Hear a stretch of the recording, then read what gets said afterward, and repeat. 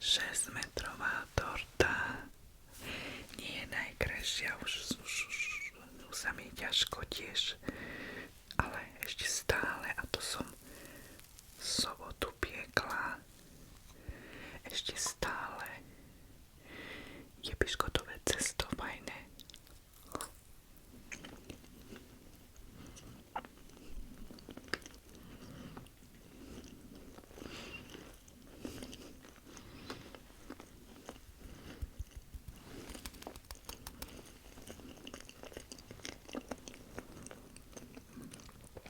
To marshmallow tam robí svoje, ale banánový puding je o